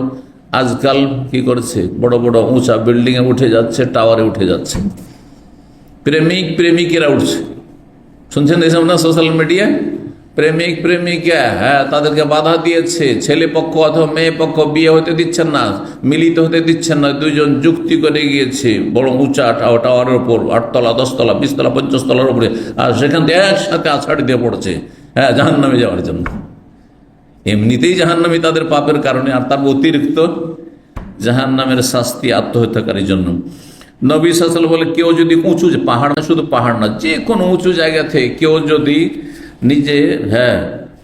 নিজেকে নিক্ষেপ করে আত্মহত্যা করে, পড়ে গিয়ে আত্মহত্যা করে, ফাহুয়া ফি নারে জাহান্নাম, সে থাকবে জাহান্নামের আগুনে, ইয়াতারাদ্দা ফিহা, আর সেখানে সে আছাড় খেয়ে পড়তে থাকবে। জাহান্নামের ভিতরে পাহাড় হবে, আর সে পাহাড় উঁচু জায়গা থেকে সে আছাড় খেয়ে পড়বে, আর সেখানে থাকবে খালেদান মুখাল্লাদান ফিহা, চিরস্থায়ী হবে, চিরকাল থাকবে। আত্মহত্যাকারী তাহলে চিরস্থায়ী জাহান্নামী নাকি? এই হাদিসের বাহ্যিকটাতে এমনটাই মনে হয়, তাই না? না, এটা খাওয়ারেজদের আকীদা। যদি কেউ মনে করে যে কাবিরা গুনার কারণে চিরস্থায়ী জাহান্নামে, তাহলে খাওয়ারেজদের আকীদা। খাওয়ারেজদের দলিল কিন্তু এগুলো, খারেজিদের আর মুতাজিলাদের দলিল এইরকম। তারা বলছে যে হয় প্রথম থেকে জান্নাতি একদম, আর না হলে প্রথম থেকে জাহান্নামী, আর মাঝামাঝি কিছু নেই যে প্রথম কিছুদিন জাহান্নামে থাকলো আর তারপর সেখান থেকে সাজা শাস্তি কেটে আর তারপরে জান্নাতে আসলো, যেটা আহলে সুন্নাত ওয়াল জামাতের আকীদা। হানাফি, শাফিঈ, মালিকি, হাম্বলি, আউল হাদিস সমস্ত আহলে সুন্নাত ওয়াল জামাতের এটি হচ্ছে আকীদা। এই আকীদা বিশ্বাস করে না খাওয়ারিজরা এবং মুতাজিলারা। বাংলাদেশে কিছু মুতাজিলা বক্তা আছে, বলেছে না যে জাহান্নামী মানে স্থায়ী জাহান্নাম, জাহান্নাম মানে স্থায়ী জাহান্নাম, এরা হচ্ছে মুতাজিলা বা খাওয়ারিজ। জি। তো এই হাদিসগুলি তাদের সংশয়। এই হাদিসের বিপরীত বহু হাদিস আয়াত রয়েছে, শাফাত সুপারিশের হাদিস তাদের নেই, যে নবী সাল্লাল্লাহু আলাইহি ওয়াসাল্লামকে আল্লাহ বলবেন যে যাও তুমি বের করে নিয়ে এসো, যার অন্তরে সরিষা পরিমাণ, দানা পরিমাণ ঈমান আছে না, আর একটা করে দল উঠিয়ে নিয়ে আসবে, একটা করে দল, তার মানে অলরেডি তারা জাহান্নামে চলে গেছে, জাহান্নাম থেকে উঠে আসছে। এরকম বহু দলিল রয়েছে। একমাত্র শিরক কুফরি ছাড়া ঈমান ভঙ্গের যেসব কারণগুলি রয়েছে সেগুলি যদি থাকে তাহলে চিরস্থায়ী জাহান্নামী হবে। তো আত্মহত্যা করা কি ঈমান ভঙ্গকারী বিষয়? তাতে ঈমান নষ্ট হয়ে যায়? নষ্ট হয় না। সুতরাং খালেদান মুখাল্লাদান ফিহা আবাদার অর্থ কি? চিরস্থায়ী মানে দীর্ঘস্থায়ী। চিরস্থায়ী মানে দীর্ঘস্থায়ী। আর এইটা আমাদের ভাষায় কিন্তু আমরা ব্যবহার করে থাকি। আপনার বয়স হচ্ছে 50 বছর, তার মধ্যে 30 বছরই সৌদি আরবে কেটে গেল, তখন আপনার এলাকার লোকেরা কি বলে, কি ব্যাপার, আসবেন না নাকি, সারা জীবন বিদেশে থেকে যাবেন নাকি? বলছে না, বলছেন সারা জীবন নাকি, 20 বছর তো আগে ওখানে কাটিয়েছেন, তার বলছে সারা জীবন, বলছে না? তো অধিকাংশ সময়টাকে চিরকাল বলা হয়। তো এখানে চিরস্থায়ী মানে দীর্ঘস্থায়ী হবে না, হাজার হাজার বছর, হ্যাঁ, লক্ষ লক্ষ বছর জাহান্নামে জ্বলবে কারা? আত্মহত্যাকারীরা। এটি হচ্ছে একটি অর্থ, যদি কাজটিকে অপরাধ মনে করে থাকে। আর আরেকটি ব্যাখ্যা, দুটো ব্যাখ্যা মনে, আরেকটি ব্যাখ্যা হচ্ছে যদি আত্মহত্যা করাকে কোনো ব্যক্তি হালাল বৈধ মনে করে, যে আমার জীবন আমি রাখলাম না, তাতে কি হবে? না, আত্মহত্যা করা হারাম। কে বললো হারাম? এটা আমার জীবন, আমার টাকা পয়সা আমি যা ইচ্ছা তাই করি, উড়িয়ে দিই, আমার পুড়িয়ে দিই, জ্বালিয়ে দিই, ঠিক তেমনি আমি আমার জীবন রাখলাম না যদি মনে করে, তাহলে কাফের। কারণ হারামকে হালাল মনে যে করে সে, আল্লাহ যাকে হারাম করেছেন, কেউ যদি বলে সুদ হালাল, সাথে সাথে কাফের হয়ে যাবে। কেউ যদি বলে ব্যভিচার হালাল, হ্যাঁ, তারপরে বেশ্যাবৃত্তি হালাল, হ্যাঁ, বেশ্যাদের লাইসেন্স দেওয়া হালাল, তাহলে সে কাফের, বড় কাফের, এতে কোনো সন্দেহ নেই, বুঝছেন না? মদ হালাল, কাফের। যে কোনো হারামকে যদি হালাল মনে করে, এইরকমই হালালকে কেউ যদি হারাম মনে করে, গরুর গোস্ত কেউ যদি হারাম বলে, গরুর গোস্ত খেয়েন না আপনি, মুসলিম হওয়ার জন্য গরুর গোস্ত খেতে হবে কোনো জরুরি নয়, মুবাহ, জায়েজ, সুন্নাত না, জায়েজ। কিন্তু কেউ যদি বলে গরুর গোস্ত হারাম, তাহলে সে কাফের হয়ে যাবে। ইয়া আইয়ুহান নবী লিমা তুহাররিমু মা আহাল্লাল্লাহু লাকা, আল্লাহ যা হালাল করেছেন তাকে হারাম করা তোমার অধিকার কি? আল্লাহ যা হালাল করেছেন হালাল মনে করতে হবে, হারাম করেছেন হারাম মনে করতে হবে। আল্লাহ হারাম করেছেন আত্মহত্যা করা, কেউ যদি মনে করে আমার জীবন আমার ইচ্ছা আমি রাখবো না, তাহলে সেই ব্যক্তি কাফের হয়ে যাবে। তাহলে এমন ব্যক্তি যে আত্মহত্যা করেছে হালাল মনে করে কাজটিকে, সে বড় কাফের, সে চিরস্থায়ী জাহান্নামী হবে, সেই চিরস্থায়ী জাহান্নামী। যদি আমাদের কাছে প্রমাণ থাকে যে এই ব্যক্তি বলছে যে আমার আত্মহত্যা করা হালাল, তাহলে তার জানাজা পড়া জায়েজ নয়, কারণ সে কাফের হয়ে মারা গেছে, সে ফাসিক হয়ে মারা গেছে, সে কাফের হয়ে মারা গেছে। তো আত্মহত্যার সম্পর্কে বিস্তারিত আমার বিষয়ভিত্তিক আলোচনা আছে, সেখানে আলোচনা করে জানাজা পড়া যাবে কি যাবে না। জানাজা পড়বে কিন্তু নেক লোকেরা পড়বে, সমাজের আলেম ওলামারা পড়বে না, হ্যাঁ, গণ্যমান্য লোকেরা পড়বে না, পরেশগার লোকেরা পড়বে না, যাতে করে অন্যদের জন্য পানিশমেন্ট হয় এবং সতর্কবাণী হয় যে আমিও যদি কখনো আত্মহত্যা করি তাহলে আলেম ওলামাদের জানাজা দোয়া পাবো না, পরেশগার মানুষদের দোয়া পাবো না। সমাজের সাধারণ মানুষরা জানাজা পড়ে দাফন করে, বিনা জানাজায় কোনো মুসলিমকে দাফন করা জায়েজ নয়। তবে সে মুসলিম যদি মুসলিম না থাকে, নাস্তিক ছিল, তাহলে তার জানাজা পড়া হারাম। মুশরিক ছিল, জানাজা পড়া হারাম, জীবনে নামাজ পড়তো না, বেনামাজি 5 ওয়াক্ত 1 ওয়াক্ত পড়তো না, তার জানাজা পড়া হারাম। জি। ওমান তাহাসসা সুম্মান, আর কেউ যদি বিষ খেয়ে নেয়, তাহাসসা মানে ঢোক গিলা, একটা ঢোক, এক ঢোক বিষ পান করে যদি সে আত্মহত্যা করে, ফাকাতাল নাফসা, সে আত্মহত্যা করলো, ফাসুম্মুহু ফি ইয়াদিহি, জাহান্নামে জ্বলবে এবং তার হাতে তার বিষ থাকবে। সেই বিষে তাহাসসাহু ফি নারে জাহান্নাম, জাহান্নামের আগুনে সে বিষ পান করতে থাকবে, খালিদান মুখাল্লাদান ফিহা, সেখানে চিরস্থায়ী হবে।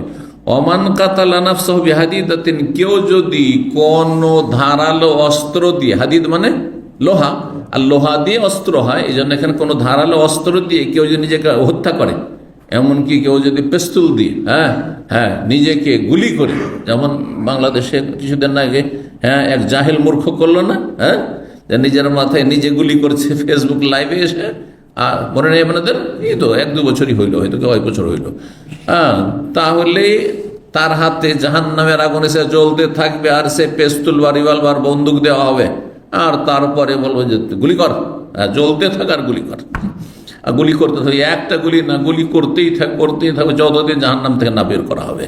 আর যদি হালাল মনে করে তো কখনো বের হবে না, চিরস্থায়ী সে জাহান্নামী হবে।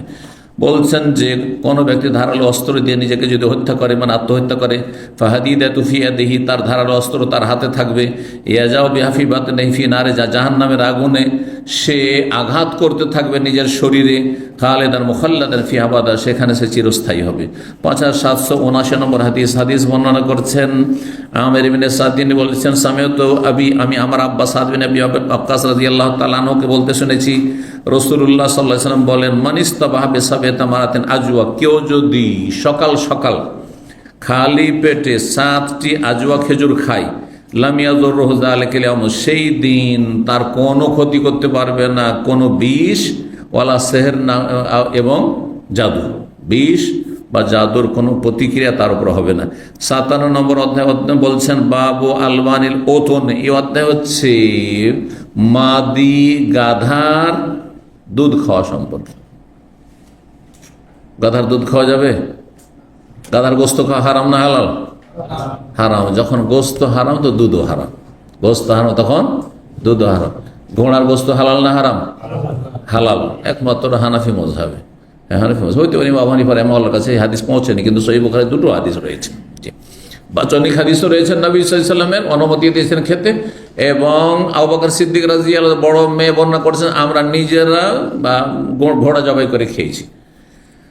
তো ঘোড়ার যখন গোস্ত হালাল তো ঘোড়ার দুধও হালাল, ঘোড়ার দুধও হালাল। লাম ইয়াদুররুহু যালিকাল ইয়াউম, কি হ্যাঁ ওটা তো হয়ে গেছে। গাধার কি দুধ পান করা সম্পর্কে 5780 নম্বর হাদিস বর্ণনা করেছেন আবু সালামা আল খুশনি রাদিয়াল্লাহু তাআলা আনহু। তিনি বলেন, নবী সাহেব নিষেধ করেছেন আন আকলে কুল্লি যি নাবি মিনাস সিবা, প্রতিটি এমন হিংস্র পশুর গোস্ত খেতে বা হিংস্র পশুর দুধ খেতে, গোস্ত আর দুধ একই হুকুম, যেই হিংস্র পশুর খাড়া দাঁত রয়েছে, কুকুরের খাড়া দাঁত রয়েছে, যে দাঁত দিয়ে ধরে, হ্যাঁ কোনো কিছু খেতে হলে কি করে, ওই খাড়া দাঁত দিয়ে হানা দেয় বা চেপে ধরে শিকারীকে। এইরকম শ্রীগাল, ক্যাকশিয়াল আর যত রকমের বাঘ রয়েছে, সব নেকড়ে বাঘ হোক আর যে কোনো বাঘ হোক, এগুলি সব হিংস্র পশু, এগুলিকে আল্লাহ হারাম করেছেন। কারণ এগুলির আর লক্ষণ বলে দিয়েছেন যে কেমন করে চিনবে এটা হিংস্র পশু কিনা, যদি খাড়া দাঁত থাকে, যে দাঁত দিয়ে শিকারীকে সে ধারণ করে। বিড়ালের খাড়া খাড়া দাঁত আছে দুই সাইডে। 5781 নম্বর হাদিস বর্ণনা করেছেন ইবনে শিহাব জোহরি। তিনি বলছেন ওয়াসাআলতুহু, আমি তাকে জিজ্ঞাসা করেছি, ইমাম জোহরির ওস্তাদকে জিজ্ঞাসা করেছেন। তিনি বলছেন, জিজ্ঞাসা করেছেন কি সম্পর্কে, হাল না তাওয়াদ্দা, আমরা কি ওযু করতে পারবো, আও নাশরা, পান করতে পারবো, আলবান আল ওতন, গাধার দুধ পান করতে পারবো, বা গাধার দুধ দিয়ে আমরা কি করতে পারবো, উযু করতে পারবো, আও মারারাতা সাবয়ে, অথবা হিংস্র পশুর পিত্ত রস কি আমরা খেতে পারবো, পিত্ত যেটাকে গল ব্লাডার বলা হয়। হিংস্র পশু যখন খাওয়া হারাম, তাহলে তার কলিজা হোক আর গল ব্লাডার হোক সব কিছুই হারাম। আবু আলাল এবেল, উটের পেশাব কি আমরা পান করতে পারবো? কাল কাদ কানাল মুসলিমুন ইয়াতাদাওয়াউনা বিহা, মুসলিমরা নবী সাল্লাল্লাহু আলাইহি ওয়াসাল্লামের আমলে উটের পেশাব দিয়ে চিকিৎসা করত। ওই যে দুটো বংশের কয়েকজন লোক সব নিউ মুসলিম হয়ে আসলো আর মদিনায় এসে অসুস্থ হয়ে গেল, তখন নবী সাল্লাল্লাহু আলাইহি ওয়াসাল্লাম তাদেরকে বললেন যে ওই যে মাঠে যাও, সাদাকা বাইতুল মালের উট রয়েছে, যাকাতের উট রয়েছে, আর সেখানে আমার রাখাল রয়েছে, আর সেখানে গিয়ে উটের দুধ পান করো আর পেশাব পান করো, রোগ ভালো হয়ে যাবে। তো এই হাদিস প্রমাণ করে যে যদি দেখা যায় যে চিকিৎসার জন্য উটের পেশাব খেতে হচ্ছে, তা জায়েজ, কিন্তু ওর চাইতে উত্তম বিকল্প যদি আমাদের থাকে তাহলে খেতে যাবো না।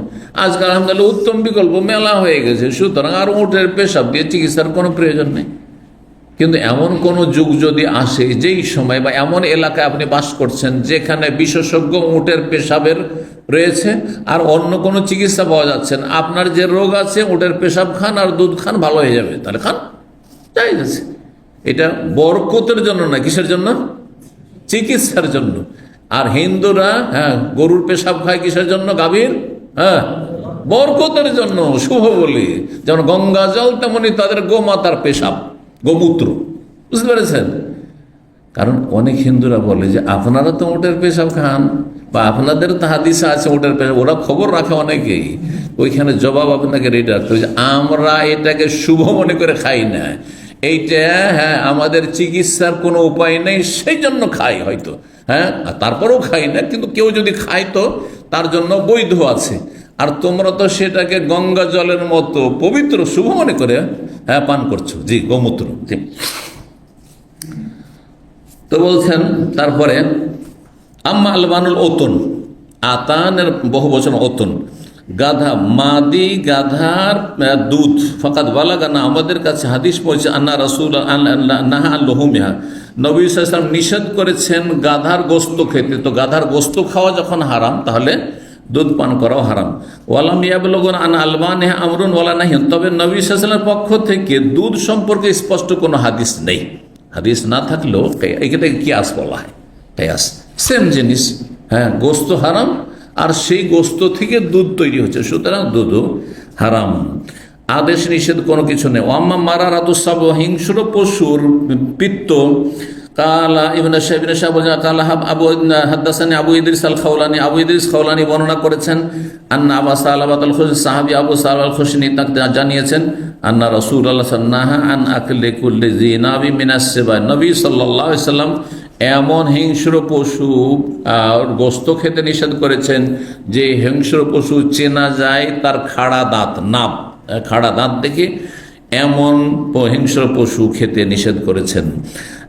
58 নম্বর অধ্যায় বলছেন, বাবুনি অধ্যায় হচ্ছে ইজা ওয়াকা যুবাবু ফিল ইনাই, কোন পান পাত্রে, সে পানি হোক অথবা ডাল হোক, এক কথায় তরল জিনিসে, কোন তরল খাদ্য বা পানীয়তে যদি মাছি পড়ে যায় তাহলে কি করবেন, এই ক্ষেত্রে হাদিস। আর এটা দিয়ে আজকের আলোচনা শেষ হবে।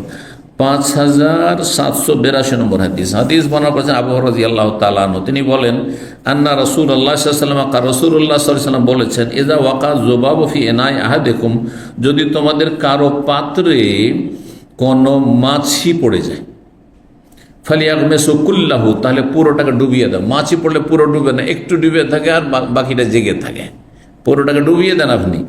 সুম্মা লিয়াতরাহু, তারপরে সেটাকে উঠিয়ে ফেলে দেন, আবার রেখে দিয়েন না, ডুবিয়ে দিয়ে আর তারপরে উঠিয়ে ফেলে দেন।